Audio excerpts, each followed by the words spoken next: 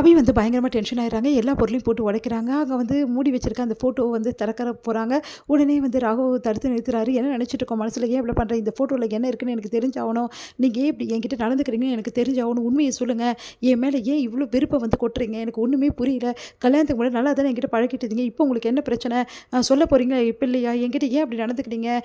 எல்லா எதிரும் என்ன போட்டு அப்படி திட்டுறீங்க. எனக்கு ஒண்ணுமே புரியல. என்னன்னு சொல்லுங்க." அப்படின்னு சொன்னோனே, அதெல்லாம் சொல்ல முடியாது.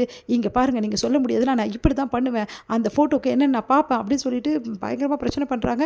உடனே செமையா டென்ஷன் ஆயிடுறாரு. என்ன நினைச்சிட்டு இருக்கோம் மனசுல? செஞ்சதெல்லாம் நீ சொல்லுன்னா நான் என்ன சொல்றது? உன்னை பத்தி சொன்னா எனக்கு தான் அசிங்கம் புரியுதா? நீ அவ்வளோ கேவலமான ஒரு ஜென்மம். உன்னை பார்த்தாவே எனக்கு பத்தின்னு வருது.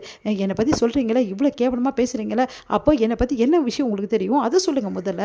இங்க பார் உன்னை பத்தி சொல்லணும்னா நான் 8 மாசத்துக்கு அப்புறம் தான் சொல்ல முடியும். 8 மாசம் வரைக்கும் என்னால் வெயிட் பண்ணவே முடியாது.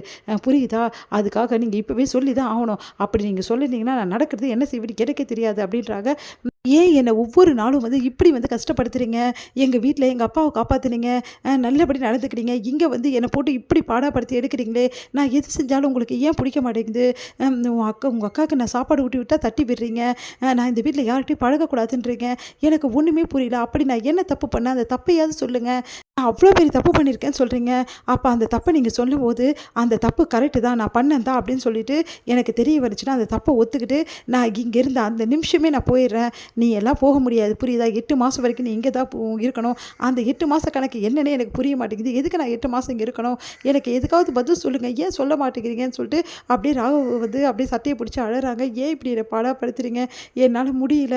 நான் எவ்வளோ சந்தோஷமா இருந்தேன். என் சந்தோஷத்தை எல்லாத்தையுமே சிதைச்சு இப்படி ஒவ்வொரு நிமிஷமும் என்னை வந்து நரக வேதனை அனுபவிக்க வைக்கிறீங்களே! நான் என்ன பாவம் பண்ணேன் உங்களுக்கு? அப்படின்னு சொல்லிட்டு பயமா கதறி கதறி அழறாங்க. இங்க பார் நீ பெரிய பாவம் பண்ணியிருக்கிறது உண்மைதான். அந்த பாவத்தை இப்போ என்னால் சொல்ல முடியாது. ஆனால் ஒரு நிமிஷம் மட்டும் நான் சொல்கிறேன். நீ ரொம்ப பெரிய மன்னிக்க முடியாத குற்றம் பண்ணியிருக்க. அந்த குற்றத்துக்கு தண்டனை தான் இந்த வாழ்க்கை. இந்த தாலி எதுக்கு தெரியுமா? அப்படி சொல்லிட்டு கழுத்துல இருக்க தாலி எடுத்து காட்டுறாரு. இந்த தாலி உனக்கு கயிறு கிடையாது.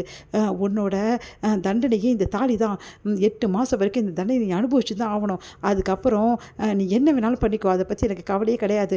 இந்த உண்மைன்னு கேட்குறல, இந்த உண்மையையும் நான் 8 மாதம் கழித்து உனக்கு நான் சொல்கிறேன். அப்போது உனக்கு எல்லா விஷயமும் தெரிய வரும். அப்போது யார் மேலே தப்பு, எதுக்காக நான் அப்படி நடந்துக்கிறேன், என்ன காரணம், நீ என்ன தப்பு பண்ணியிருக்க, என்ன பாவத்தை நீ வந்து செஞ்சுருக்க இந்த குடும்பத்துக்கு அப்படின்னு அந்த டைமில் உனக்கு தெரிய வரும். அப்போ நான் உங்ககிட்ட பேசிக்கிறேன். அது வரைக்கும் நான் சொல்கிறத கேட்டு 8 மாதம் நீ இந்த வீட்டில் இருந்தே ஆகணும்.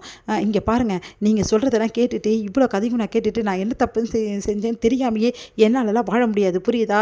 இந்த நிமிஷமே நான் என் அம்மா வீட்டுக்கு போகிறேன். இதுக்கப்புறம் நான் மூஞ்சிலே முழிக்க மாட்டேன். என்னை விட்டுருங்க அப்படின்னு சொல்லிட்டு கிளம்புறாங்க. எல்லா துணியும் எடுத்து வச்சுட்டு உடனே சொல்கிறாரு, இங்கே பார் நீ கிளம்பவே முடியாது. அப்படி கிளம்புனா நடக்கிறதே வேறு அப்படின்றாரு. ஏன் நான் கிளம்ப முடியாது? நீங்கள் தான் என்னை வெறுக்கிறீங்க, என்னை பார்த்தா பிடிக்கலன்றீங்க, நான் வேணான்றீங்க. அப்புறம் நான் எங்கே போனால் உங்களுக்கு என்ன வந்தது? அப்படின்றாங்க. இங்கே பாரு 8 மாதம் வரைக்கும் நீ இங்கே தான் இருக்கணும். 8 மாதம் 8 மாதம் 8 மாதம் என்னால் முடியல. நான் 8 மாதம் வரைக்கும் இருக்க முடியாது. நான் போக தான் செய்வேன் போகிறாங்க. கையை பிடிச்சி இழுக்கிறாரு. நில்லு ஒரு நிமிஷம். நீ இப்படி கிளம்பணுன்னா உனக்கு ஒரு விஷயம் இருக்குது. அதை கேட்டுட்டு நீ அப்புறமா போ.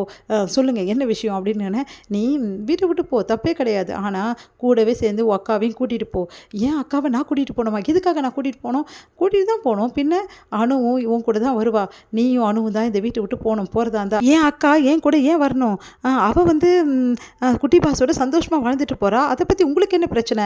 அவள் வாழ முடியாது புரியுதா? என் தம்பி என் பேச்சு தான் கேட்பா. அணுவை வீட்டை விட்டு அனுப்பணும்னா கண்டிப்பாக அனுப்பிச்சிடுவான். உனக்கே தெரியும் என் தம்பி என் மேலே எவ்வளோ பாசம் வச்சுருக்கான்னு சொல்லிட்டு எனக்காக என்ன வேணாலும் செய்வான் அவன் புரியுதா? அணுவும் ஆகாஷும் ஒழுங்காக வாழணும். அவங்க ஒழுங்காக அவங்க குடும்ப வாழ்க்கையில் எந்த பிரச்சனையும் வரக்கூடாதுன்னு நீ நினச்சேன்னா அமைதியான 8 மாதம் வரைக்கும் நான் சொல்கிறத கேளு. 8 மாதம் வரைக்கும் இந்த வீட்டை விட்டு நீ போகலாம். எந்த பிரச்சனையும் கிடையாது புரியுதா? உன் அக்கா வாழ்க்கை உன் கையில் தான் இருக்குது அப்படின்னு சொல்லிட்டு போகிறாரு. அதை கேட்டு என்ன பண்ணுறதுன்னு தெரியாமல் அபி பயங்கரமாக கதறி கதறி அழறாங்க. உடனே வந்து யோசிக்கிறாங்க, என்னால் வந்து அணுவோட வாழ்க்கை கெட்டு போகக்கூடாது, அவள் நல்லா இருக்கணும் அப்படின்னு சொல்லிட்டு யோசிக்கிறாங்க. இது முடியுது.